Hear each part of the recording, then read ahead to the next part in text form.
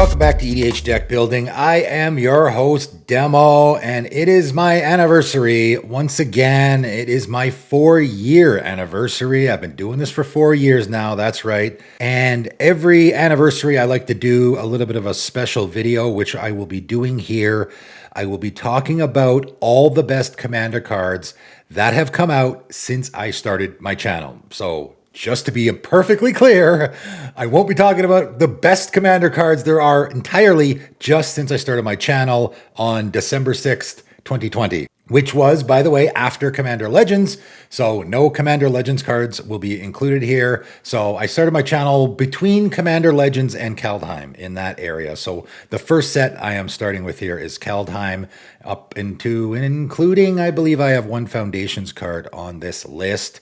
I thought it would be an interesting thing to talk about. Of course, the Commander format has changed a ridiculous amount. I've made a few videos about it recently since I've started my channel. And in fact, this era in particular, you know, again, they had Commander Legends come out, which of course was an entirely devoted, really, I mean, all the Commander sets were, but of course that one even more the case. And then that is when they really started to pour it on.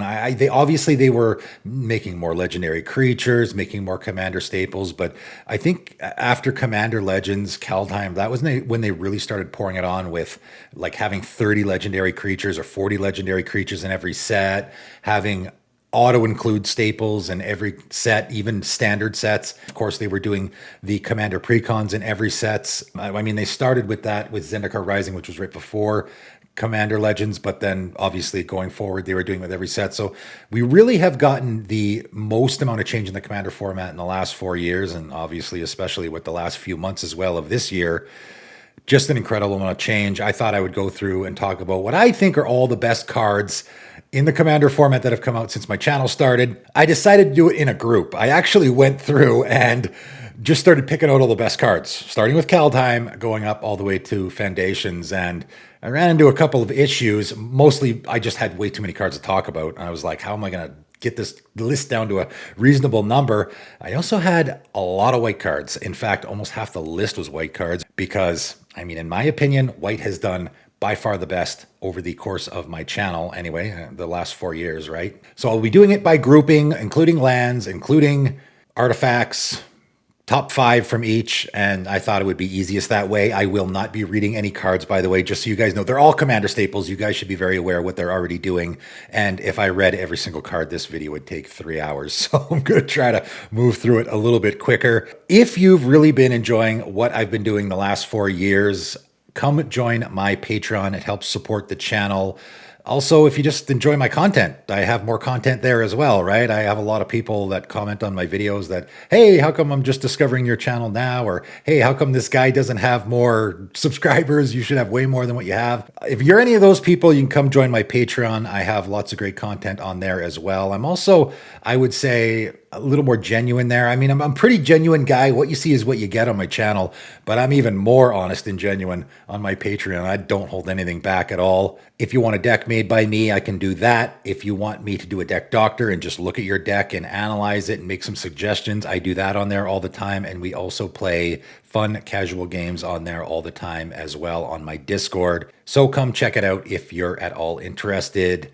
Let's get to the list. So I'm going to start out with the lands, and of course, lands are incredibly impactful in the Commander format for a variety of reasons.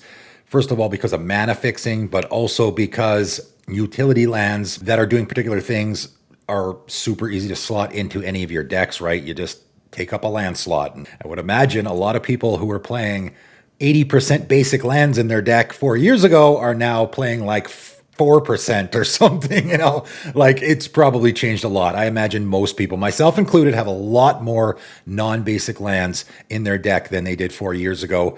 Of course, this is incredibly hard to get this down to 5, but I ended up putting, first of all, the Surveil Lands cycle. Obviously, I'm going to have some cycles on here. The Surveil Land cycle, which came out this year in Murders of Karlov Manor, is, I think, one of the best land cycles we have in the format now. Not only great for mana fixing because they give you 2 colors, but they're also fetchable because they have the land types. But the Surveil, and man, I really like that Surveil a lot. Just like the Scry lands, which were already staples in the format, it's even better because now I can chuck it into my graveyard if I want, which of course a ton of decks decks want that. So, of course, I got to include that on the list. The Triomes as well, and I'm kind of cheating here a little bit because the original Triomes came out in Ikoria, which was before my channel started, but then we got the new cycle of Triomes. So if I'm only talking about the new cycle, still incredibly important and incredibly impactful for the Commander format, mostly because, I mean, they are giving 3 different colors, but the land types as well. They do have cycling, and I actually did cycle one of these lands a few days ago, so that does come up from time to time. If you grab it later in the game, it is relevant, obviously. Incredibly important for the Commander format. Yavimaya is on my list, and I wasn't as blown away or impressed by this as a lot of people were when it first came out in Modern Horizons 2. However, it is a really important land. It's really popular land. It's an impactful land. For me, the big one here, like a lot of people like this just because of the mana fixing. For me, I'm more about what is it going to enable us to do in the Commander format, and I just talked about a certain commander, Veldraine, really bad commander that got a little bit better because of this land, right? The Forest Walk part. And there's some other commanders that have Forest Walk that got better because of this. Giving your opponent's forest, I think, is even the more significant part here than is giving you. But obviously, important, impactful card in the format. Next up, there's a Saga. Again, not going to be a lot of surprises here, I'll just say. I think everyone will not be surprised by this.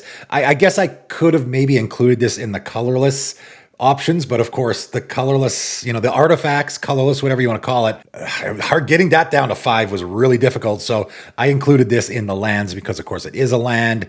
It is obviously in a bazillion decks. I have it in, I think, just one myself. For me, again, you could put this in any deck because it's going to go get your Soul Ring or your whatever. I guess it won't get Mana Crypt anymore, but it'll go get your Soul Ring, like worst case scenario, but it can go get your Shadow Spear. It can go get your Skull Clamp. I mean, there's a lot of really good 1-mana artifacts that can go grab. And, the other stuff is good too. It's an enchantment land, which makes it entirely unique for that reason. Just for a whole lot of reasons, this is an important card for the format. And my final land or land cycle, again, and this should surprise no one, I think, in my opinion, and I'm not necessarily putting these in an order from 5 to 1, but for me, this is an easy slam dunk as far as the most impactful lands for the format are the channel lands from Neon Dynasty. They're all good, and in my opinion, Eiganjo, which a lot of people ranked as the worst, is fantastic. That card has saved my butt so many times. I love Combat Tricks myself. That's just me. But obviously, Boseiju is the best. I'm quite certain it gets played in a lot of other formats as well. They don't enter the battlefield tapped, so it is so easy to just take out a forest and put this in. I think I have this in... maybe, I don't know if I have this in all my green decks, because I do have a lot of green decks, and it is kind of a pricey card, but I got it in a lot. And obviously, the channel is so great because it can't be countered, and getting rid of an artifact, enchantment, or non-basic land on a land that you can then just discard later in the game. There's zero reason not to put this in your deck, and of course everyone runs this and the other ones as well. Again, I'm giving a shout out to all of them. Obviously, Boseiju is the best, the most impactful land I think we've gotten in the format since my channel started. Doing multicolored next, and funny enough, I struggled with this a little bit. I thought, man, multicolored, it's going to be such a hard choice. It actually wasn't. It was surprising how some of these, whether it be artifact land or certain colors, were really difficult to get it down to 5. For me, multicolored wasn't that difficult at all. And I think the reason why is because they just make less multicolored cards outside of the commanders, obviously. And I'm not including any commanders on this list. I will just point out, if I included commanders as 99 cards, that's what this list is. This is 99 cards. And if I included commanders here, oh my goodness, it would be impossible, right? Because of course, there's a lot of commanders that would go in the 99. I didn't want to do that. I avoided legendary creatures entirely. I think the majority of the multicolored cards we get now are legendary creatures. So for that reason, we don't get nearly as many multicolored cards for in the 99, non-legendary, I guess, as we did before. That's my theory, because again, as I was looking through, I'm like, I'm not finding a whole lot of real... I mean, obviously, I got 5 great ones here, but I was surprised I didn't find as many as I thought I would. Okay, so I'm going to start out with War Leader's Call, which came out in Murders of Karlov Mana this year. It's in a lot of decks already. It's giving you the Anthem, and it's giving you that Impact Tremors effect, which... so many decks want. I had a couple that I was toying over for sort of the last spot here. I threw this one in here because I think going forward, it's going to go in more decks. It fits in more strategies, right? There's so many strategies that want this card. But again, because these are multicolored cards, they're going to go in a lot less decks. And again, I will point out, the era here, okay, Assassin's Trophy came out long before my channel, stuff like that, right? So make sure when you're criticizing my choices that it is in the era I'm speaking of. Shadow in the Warp is another choice here I made, and this one came out in Warhammer 40k, and it's just a great card. It is like an auto include if you're playing a green-red deck. I just put my very first red-green deck together in paper, and I am going to put this in there just because it's such a good card. I don't actually have it yet, funny enough, but I'm going to put it in there. It is all upside for you and all downside for your opponents. So it's not a card that's really doing anything particularly fantastic or unique. It's just a really great card that can go in any red-green commander deck. Ink Shield is next up, and this is a card that came out in C21 that I think I might have given an honorable mention because I was like, yeah, it's pretty good. And honestly, it was a card, and I wasn't a big fan of C21. Not a lot of people were. As far as the commander set goes, it wasn't great. And not a lot of people were losing their minds over this card when it first came out. I thought it was pretty good. I'm like, oh man, prevent all damage. I like fog effects. And also you get a team of 2/1 flying creatures. That seems great. And people realized pretty quickly in practice, it's even better than it seems. It's like a game-winning card where you just got to wait for the moment when someone comes at you with that Craterhoof attack, and not only you're preventing it all, but you're making a zillion Inkling tokens that on your turn you can just untap and kill everyone. So I think it's not a big surprise it's on this list. Culling Ritual, fantastic card, and another card that when it came out in Strixhaven, I thought, this is a pretty good card. I like it. It's real neat. It's a great sweeper for all those little, especially the treasure tokens and stuff that were starting to flood into the format. Of course, it's only gotten better. And again, just like Ink Shield, it's a card that you don't realize how good it is until you start playing it. So in practice, people started using this card and realizing, okay, yeah, I'm getting a lot of stuff off the battlefield, but I'm also getting a ton of mana as well. It's a fantastic ritual effect, right? It's sweeping all that stuff away, and it's also a ritual. So if you're killing all your creatures or your treasure tokens, or I mean, I guess you'd sack your treasure tokens in response, but your clue tokens, whatever, it's not that big of a downside because, of course, you're getting mana out of it, right? So phenomenal card, big game swinger as well. My fifth multicolored card, and I'm not necessarily saying the best, but it is my favorite on this list, is Cosmic Rebirth. This, I believe, which came out last year, right? I said was my favorite card from last year. From the whole year, this was my favorite card.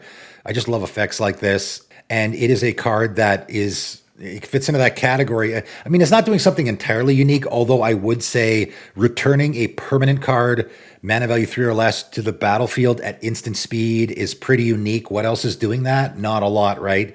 This is an absolute auto include for me in a white-green deck. I have I guess I have 3 decks that are white and green now. I have 2 white-green decks, and I have a 4-color deck. This is in all of them. As it happens, it actually fits in all of them. I mean, I would put it in there anyway because it's a phenomenal card. It also gains 3 life, and if that thing is not mana value 3, I can get it just to my hand, which I actually did the last time I played this card. I wanted a card that wasn't mana value 3. I'll just put it back in my hand, no problem, right? Phenomenal card. I can't even believe it's instant speed. This would have been a slam dunk for me if it was sorcery speed. The fact that it's instant speed is even better. It's one of the best multicolored cards we've gotten for the format. I think it's entirely ridiculously underplayed in my opinion. Probably because it was from March of the Machine Aftermath, which was like a shunned set or something.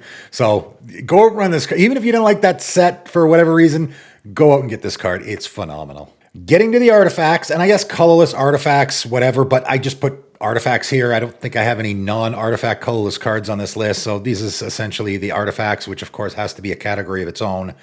And it was tough. It was really tough. And of course, just talking about the mana rocks, I could give 1,000 honorable mentions here, like Relic of Legends. I absolutely love that card.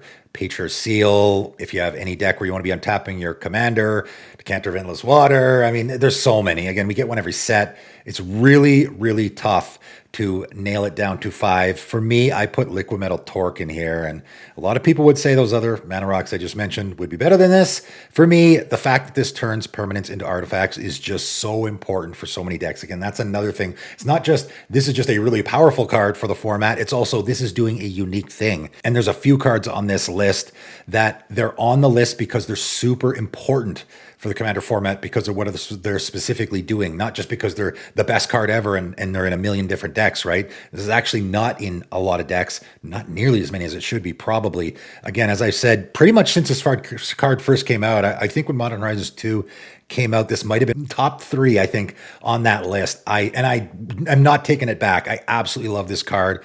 I put it in all my mono, white, red, and green decks because those colors get rid of artifacts really well. So this is just destroy target permanent, I guess non-land permanent when your Liquid Metal Torque is in play. It's a decent mana rock. I mean, it adds colorless, but it's only 2 mana and comes into play untapped. I mean, it is a strict upgrade to a whole lot of mana rocks that used to get played in the Commander format all the time. But it has the added bonus of turning a permanent into an artifact, which you can do a whole bunch of really neat things with. You can even, worst case scenario, again, even if I'm in a mono blue or a mono black deck where I don't get rid of artifacts very well, someone else cast a Vandal Blast, and I can just turn my opponent's Elesh Norn into an artifact, and they end up losing their Elesh Norn to the Vandal Blast, right? It's just so many neat tricks like that. I love this card. Academy Mana Factor, I don't think I need to say much about this. And again, from Modern Horizons 2, I guess there's 3 cards on this list for Modern Horizons 2. Just the artifacts, there's 3 cards for Modern Horizons 2. So I don't think I need to say much here. And just what I said in that video when this card first came out, what I said is, and they had just started doing that. Funny enough, if you've only been playing this format for maybe a year or two, you're going to look at this card and I'll think, well, of course, goes in all the clue, food, and treasure decks, right? Yeah, but back then there wasn't really that many. There was like 1 clue commander and 1 food commander and like 1 treasure commander. That's it, right? So it wasn't intuitive that this would be a super popular card in the format, a card that I think has already been reprinted like 3 times this year because, of course, it goes in every clue, food, and treasure deck. Obviously, as I said back then, still applies now. Roaming Throne, that's right, I included on this list. I would be silly not to. I'm not the biggest fan of the Panharmonicon effects. However, I did include this one on the list because it is doing something very specific in that it is giving your commander, like I don't even care about the creature types thing here. It's just your commander. This card might as well say, if a triggered ability of your commander triggers, it triggers an additional time because that's what everyone is using it for. I guess it's extra good in a tribal deck, but particularly you're going to just name whatever your commander is and it gives you an extra trigger off of your commander. And it's really, really important. Again, it's all about important for me, more so than it is this card's just busted. This card's important because there's a whole lot of commanders out there that are underwhelming and they don't do a lot. You know, they don't have a wall of text on them and they only trigger on like your end step every turn. So getting an extra trigger off of them will be pretty important. So of course, this card's got to be on the list. And of course, I got to put Maskwood Nexus on here. And again, this fits into the category of it's just an important card, right? How many people out there have a deck built around Maskwood Nexus? This card might be the card for that category. The category of I'm building my entire deck around 1 card. This might have that title. It is not the most popular card in the entire format. It's certainly not the most powerful, but it is doing such a unique thing. And again, I gushed over it when it came out in Kaldheim, and I wasn't wrong. This is one of the most important cards in the entire format for a multitude of reasons. I just talked about it again in a video with the worst commanders. That video is coming up, and you'll be interested to see how I use this card to make one of the worst commanders ever printed into at least playable. That's why I love cards like this, right? I love cards like this because it enables situations like that. And I'm going to end off with what I think is still, I mean, it's getting better, but I think it's still one of the most underrated cards in the entire format, Ornithopter Paradise. I recommend to my patrons all the time to put it in their decks on Deck Doctor. I'm shocked sometimes when they don't have it in there. It is a 2-mana dork that adds 1 mana of any color. It amazes me that people will so quickly throw Birds of Paradise in every green deck, but green doesn't need the help. I mean, I'm not saying you shouldn't, but green doesn't need the help. Green can mana fix perfectly well, and green can ramp perfectly well, but yet you won't put an Ornithopter Paradise in your Esper deck, or because it gets lost to a board wipe. So does any mana dork. So how is that a good argument? I mean, I guess if you just hate mana dorks entirely, I understand the argument, but if you're not playing green, you actually need the help. This is the best mana dork outside of mono green. So I don't get it, and it adds mana of any color. And I have even made the argument in the past that it's better than an Arcane Signet. Later in the game, an Arcane Signet's not very good on turn 8. An Ornithopter Paradise is much better because it can block my opponent's giant flying dragon. So I love this card. It's one of the best mana rocks in the entire format. I put it in almost every deck. All right, moving on to black, and I'm going to get some pushback here. I know, of course, black is a powerful color in the format, and of course, we have gotten powerful cards in black. I would say, honestly, of all the colors, it's not the best as far as the cards we've gotten in the last 4 years. Remember, I'm not talking about the best cards from these colors. There's going to be no Demonic Tutor or Necropotence here. I'm talking about the cards we've gotten in the last 4 years. And I'm trying also to spread it around a little bit. I'm not just going to put 5 removal spells here. I'm trying to spread it around a little bit. So I am putting Auric Loremage on this list. And again, another card that I think is one of the most underrated in the format. I now have this in 3 decks, I believe. And I'll just say I'm not just tooting my horn or tooting Auric Loremage's horn or however you want to put it. Whenever I play this card, my patrons are like, we better get that off the battlefield quick. It's a removal magnet because I'm using it so efficiently and so well. It's such a great card. Obviously, if you're putting it in the deck where it's good, where you want to be putting stuff in your graveyard, it's so good. It's a repeatable tutor. It's incredible how much this card isn't played. It should be in every black deck that wants stuff in their graveyard. I don't get it. It's one of the best black cards we've gotten in the last 4 years for the Commander format, and I won't apologize for it. Next up is a card that I can't even believe I missed when it first came out in Midnight Hunt, right? Morbid Opportunist. It might be my favorite card draw option in black now, and in fact, I had considered putting Stinging Study on this list, and it got bumped by Morbid Opportunist because I like this better. I am more of a fan of the card that sits on the battlefield and just incidentally draws you cards as the game goes along. And even if you are not in the I'm killing my opponent's creatures or sacrificing my creatures theme, it is still a fantastic option because creatures are just dying all the time. One creature attacks and someone chumps, that creature dies, I get to draw a card. And it happens on every single person's turn. Just like a lot of people, I got scared off by this ability triggers only once each turn, but then I realized, oh, this includes tokens. That is super important. If you're in a token theme, this might be one of your best options for drawing. Love this card. Next up, Mirkwood Bats. Again, another one I think I probably don't have to explain a lot about. And funny enough, another card I missed when Lord of the Rings came out. Of course, there was an insane amount of cards to talk about when that set came out. And this one just slipped under the radar for me. It does happen. You know, this is another card that as soon as it hits the battlefield, I mean, I don't know about you guys, but when I see this hit the battlefield, I'm like, I guess we got to get that off the battlefield right away because it's just insane how quickly it will drain your life. And of course, every single set comes out now. There's like 3 or 4 new token commanders. And of course, it's any kind of token creature or otherwise. So yeah, this is like a kill on sight card for most people, right? All right, Withering Torment, of course, I got to give this a mention. And again, Feed the Swarm would have had this spot, but I think has been bumped out by Withering Torment. This is, I would say, a strict upgrade. I think it's hard to argue that it's not, mostly because it's instant speed. The lose 2 life is also better because, I mean, I've seen people take a huge chunk of life off of their Feed the Swarm. Here, you only maximum have to lose 2, but the instant speed is the big one. Instant speed, destroy a creature enchantment for 3 mana is great. Just the fact that it destroys enchantments, that alone, I don't love it because it's a bit of a color pipe break in my opinion, but it is one of the best mono black removal spells in the format now. I got to give it a mention. By the way, I did not put any just straight up kill a creature removal spells. I could have put 20 on this list. Just go down the list of fantastic targeted removal spells for creatures or maybe creatures and planeswalkers we've gotten in black since my channel started.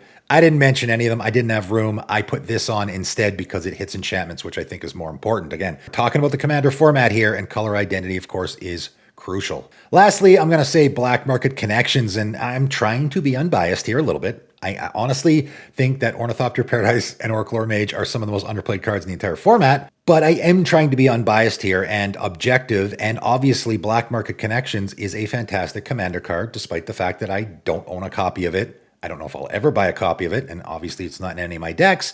It's kind of a good stuff card, right? It's just a card that a lot of people put in their decks because it just gives you lots of stuff. I myself don't love the stuff that sits there and just eats away your life total. I think it's most important, in my opinion, if you're in any of these themes. And yes, of course, there is themes here. The theme of you're doing treasure tokens in black, or the theme of I need that shapeshifter token because, I mean, there's a lot of reasons why you might need that shapeshifter token. Probably, I would say the best one is because, again, you're in the Maskwood Nexus deck, or you're just in a tribe that needs the help, crabs or something, you know, and you're cranking out that creature every single turn. Again, 3 life is a lot, but if you're in that situation, it might be worth it. It certainly is a commander staple and will be played for a long, long time. And again, even though I'm not the biggest fan of it, I think everyone would agree it's one of the most commander staples we've gotten in the last 4 years in black. Moving on to red, and again, as I have said before, when I first started playing the Commander format, Boros was seen as a joke, of course, red and white. And the main reason was because everyone thought white was so bad. Red was pretty bad too. That's why Boros was so bad. And when I started my channel, that was still the case, but that's when they really started to crank it on with the white staples and the white card draw. I'll get all to that when I get to white. Red hasn't gotten a ton of help, okay? And by the way, Jessica's Whale came out in Commander Legends, which was before my channel. Remember the era we're talking about here, okay? In the era since I started my channel, these are, I think, the best 5 red cards that has come out. These are my picks. You could probably disagree, but this is what I picked. Harmonic Prodigy, another card that I gushed over when Modern Horizons 2 came out. In fact, I think I had it at number 1 because I just thought it was an auto-include in every commander deck that had both Shaman and Wizard. And again, this is one for me, like Roaming Throne came out and everyone lost their mind over it. But I'm like, but wait a minute. I thought Harmonic Prodigy wasn't that good and not that many people play it. So, I mean, I know it's red, but there's a zillion commanders in red that are Shamans and Wizards. They're triggering. So whatever logic applies to Roaming Throne applies to Harmonic Prodigy as well, just with mono red Wizards and Shamans, for which there is like 100 commanders that are doing that with triggered abilities. And in fact, in some cases, like a Niv Mizzet Perun or a Nekusar the Mindraiser, it's just an absolute auto-include and a slam dunk, in my opinion. So for me, even though this card was specific, it was, first of all, doing something very unique. And also, it was just such an auto-include in so many decks that, again, even after however many years, people still aren't putting in those decks, and I can't figure out why. Wild Magic Surge, and of course, I have to give this one a mention for the same reason as I did with Withering Torment. It is in the colors, right? Destroy target permanent an opponent controls, which of course is incredibly important for a mono red deck. This is an auto include for me in a mono red deck, as I just talked about in my staples video there, where I was updating all my staples. Again, I was sort of leading up to this video with those videos that I was doing earlier.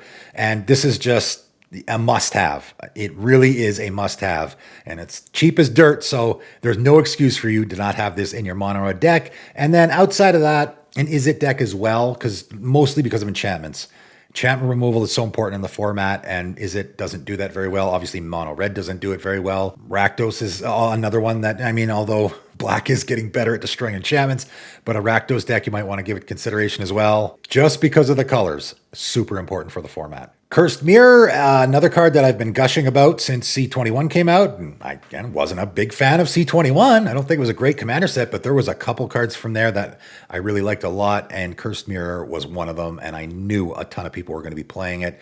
There's even some combos here I've been informed of. Just a great card, though. It's a mana rock. It's doing so much. I love this card. Auto-include for me in a mono-red deck. Delayed Blast Fireball, again, as I mentioned in my Staples video, it is an auto-include for me in a mono-red deck, for sure. This is one of my favorite mono-red board wipes now, mostly because it is one-sided, right? And we more and more need to be casting those board wipes that are one-sided. If I cast a Blasphemous Act, which is still a good board wipe, and someone casts a Flawless Maneuver, they get to keep all their creatures and I lose all of mine. If I cast Delayed Blast Fireball with the Foretell, either version, I'm hitting all my opponent's creatures, and if they cast a Flawless Maneuver or Heroic Intervention or whatever, that's okay. I mean, it's not great, but at least not a blowout, right? So the fact that it's Foretell, the fact that it's just cast from exile, you don't even have to cast it from a Foretell, by the way. If you just impulse this bad boy, and then you cast it from exile for the 3 mana that it normally would cost, you still get if it was cast from exile. You don't have to cast it from Foretell. So this is an absolute slam dunk in any deck where you're casting from exile or doing a lot of impulse draw, because you're going to, for 3 mana at instant speed, deal 5 damage to each of your opponents and their creatures. Incredible, right? So I love this card. One of my favorite red board wipes in the format. And of course, I got to put Tibalt's Trickery on here, and this is in the same category as Black Market Connections, where I have it in 0 decks. I've never played it myself. It obviously is a great card, and because it is a red counterspell, it is one of those cards. I mean, I have patrons that this is an auto include for them if they're playing a red deck. I don't know if they're playing an Is It deck, maybe not, but if they're playing a red deck that isn't blue, this is an auto include for them because it is that game saving scenario. Sometimes it also is a little bit of a gotcha thing, but although I would say at this point, if somebody has 2 mana open in their red deck, you can kind of expect the Tibalt's Trickery because it's not that much trickery anymore. Everyone knows it's around. So, but obviously, super important card for the format, right? All right, moving on to green. And again, green was like, yeah, it wasn't that hard to make a top 5 because there wasn't a lot of difficult choices here. Good cards for sure, but I would say of all the colors, green is towards the bottom for me with the cards that we've gotten over the last 4 years. Again, you think of all the super powerful stuff like I don't know, Great Henge or something like that came out before my channel, right? So the last 4 years, they did good. Tribute to the World Tree. There's a great green commander card, obviously, right? So of course I had to put that on the list, just a commander staple. I mean, in a mono green deck, it's pretty hard not to include it. Doesn't really matter what you're doing in the deck unless you're not playing creatures. Outside of that, how far do you go up? I like that they put the 3 green on there because, of course, it means it's a lot harder to auto-include in every single deck. Speaking of which, Archdruid's Charm is also on my list here. I think this is my favorite green card from the last 4 years, probably. It's just doing so much. I mean, getting creatures, getting lands, fighting creatures, exiling artifacts and enchantments. I mean, it's even an exile and it's instant speed. It even puts the land directly into play. Like, come on.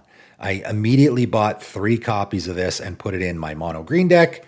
And I put it in the 2 decks where it fits. Again, I could put it in every deck.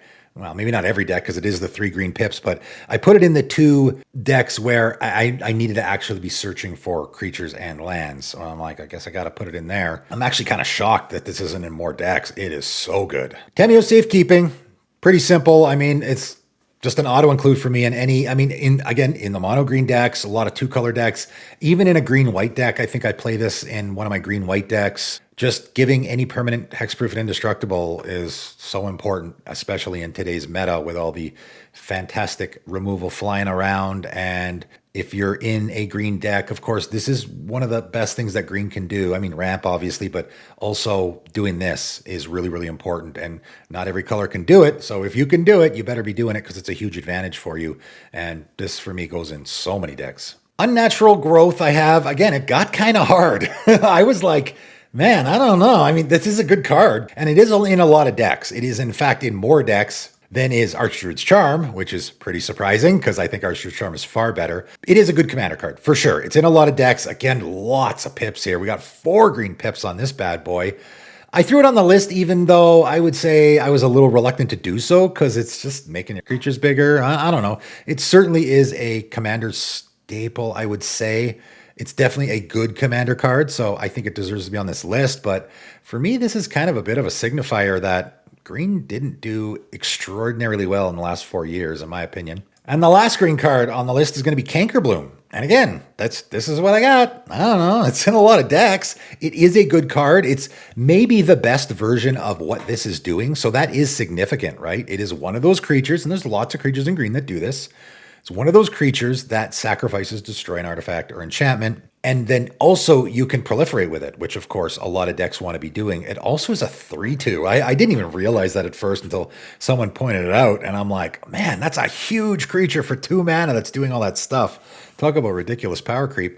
I think this is probably the best creature doing this. And funny enough, this is in a ton of decks. Right? This is even in more decks than Unnatural Growth. People are playing this card a lot because it's just a great utility creature. So this is kind of holding the place of all these utility creatures that we've gotten in the last 4 years. All right, getting near the end, and blue is another color that I would say they did okay. You can judge by my list how good they did. And again, you can go down the rabbit hole, do the research, find some better blue cards. I don't know. And again, try not to just do, here's the one I really like this card. I'm trying not to do that. I'm picking cards that I think are actually either really important for the commander format or just really great commander cards, right? And of course, An Offer You Can't Refuse is obviously one of them. This is in almost 500,000 decks now. This is one that I made a video immediately as soon as it got spoiled. And I'm like, well, I guess this is going in every deck.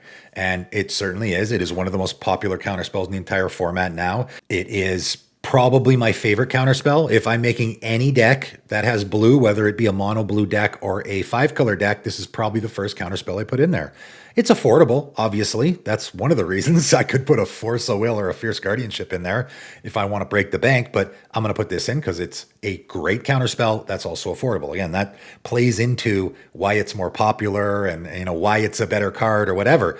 Cost is an issue here. And this for me, I mean, 1 mana, can't get much better than that. Non-creature spells is usually what I want to be countering.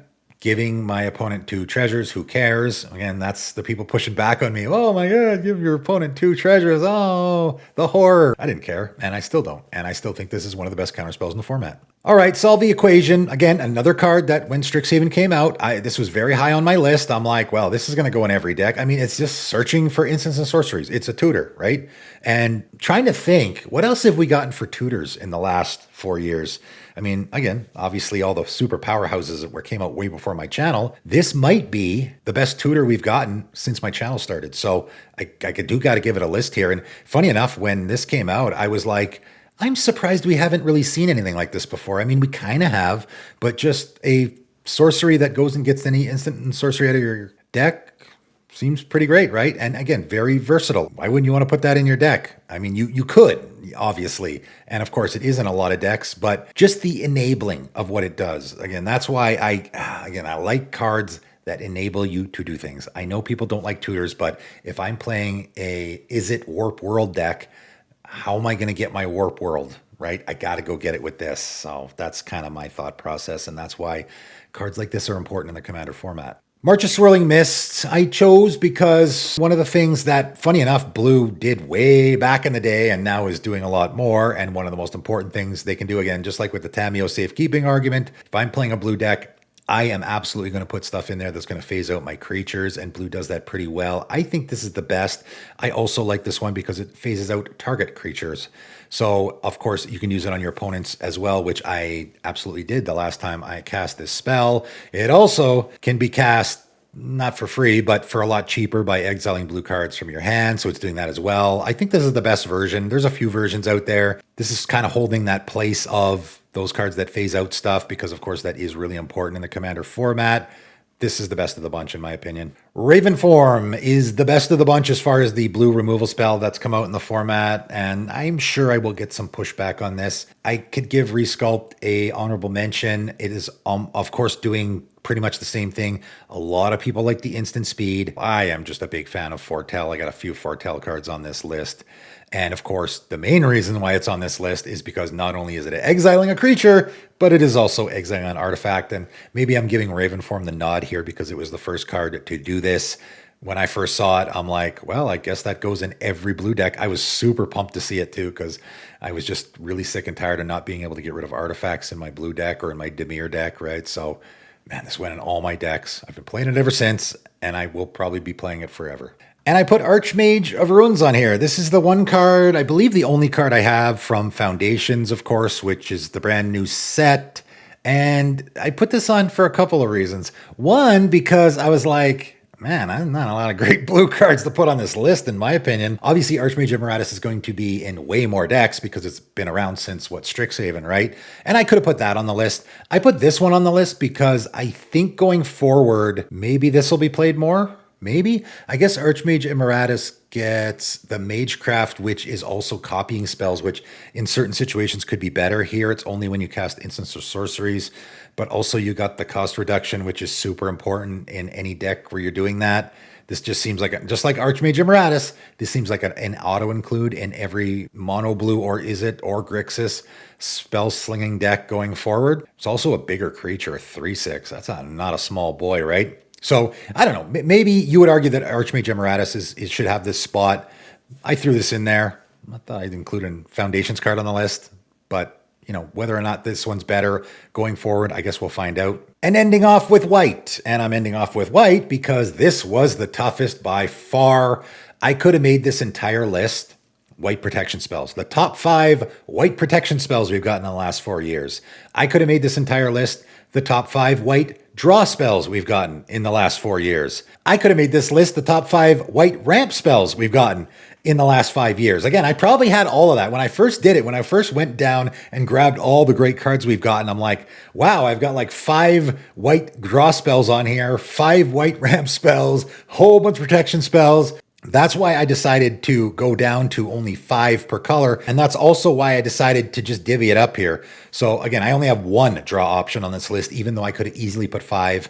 Cassia's Welcome. I have to give an honorable mention. I love that card. I put it in so many decks.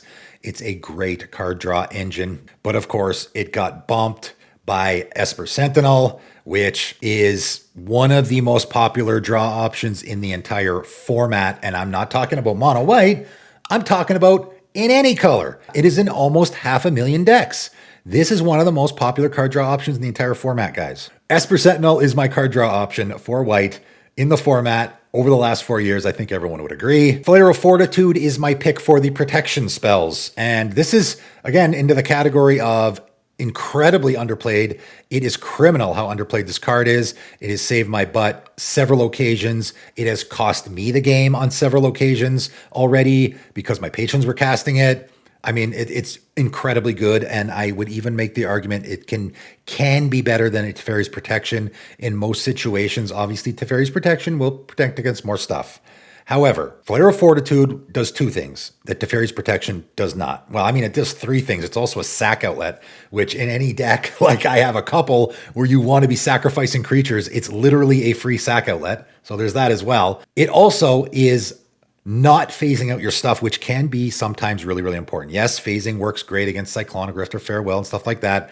But as I just talked about in a video, phasing out all your stuff can be a bad thing because then it's not there.